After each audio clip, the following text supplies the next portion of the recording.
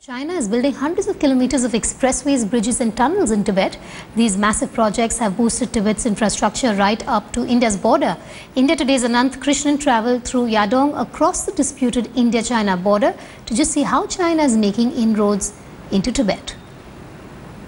The People's Liberation Army stands watch.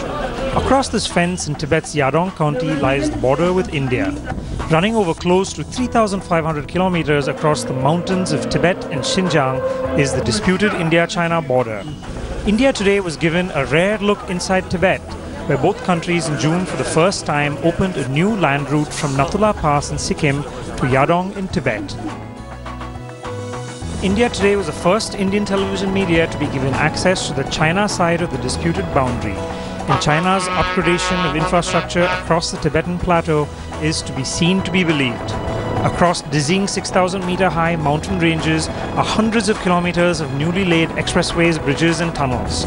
From the capital of Lhasa, a 700-kilometer journey that we made to the border with India took just 8 hours. By contrast, a short 50-kilometer journey on mountain roads from Gangtok to Nathula on the India side of the border takes as long as 3 hours. Behind me is the G317 expressway that China has paved right from Lhasa all the way to Nathula and the Indian border. China says that these infrastructure developments are, of course, to bring development and prosperity to people in Tibet. But the concern, of course, for India is that it is widening the asymmetry in infrastructure on two sides of the border. How India and China can manage the boundary question will determine the fate of the world's two largest countries. And to underline that one of the world's most militarized and disputed borders may be something more, on June 22nd, both sides opened a new route through Nathula to Yadong that will for the first time allow Indian pilgrims to cross over into China on a different route. I think this is a great example for all world that how two nations can create a pilgrimage of friendship.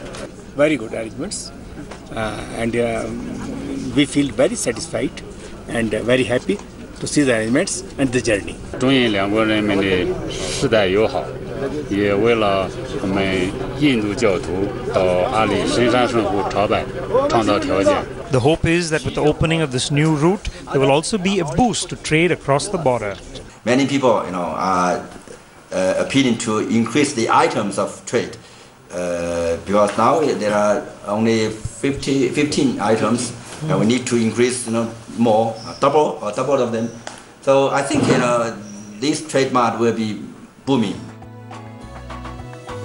The hope is that this new bonhomie will boost relations. The reality may be otherwise. Both sides are going forward with ambitious plans to boost border infrastructure. China is today laying new railway lines. It has already opened a line from Lhasa to Shigatse, and a new line will be built to the border of Arunachal Pradesh, which will be 400 kilometers long and completed by 2022. A railway line would also be built to the border with Sikkim to Yadong, a small town of trading shops, most of whom rely on the paltry 15 million trade which across the border with India. Behind me is the border with India and Nathula Pass. This has so far been very closed off between India and China, but for the first time it has been opened up, and we've had Indians on passports travel to China to undertake the Kailash Mansarovar Yatra. And the hope is that a border that has been so fortified and militarized will become something more than that. Reporting on the India-China border for India Today, this is Ananth Krishnan.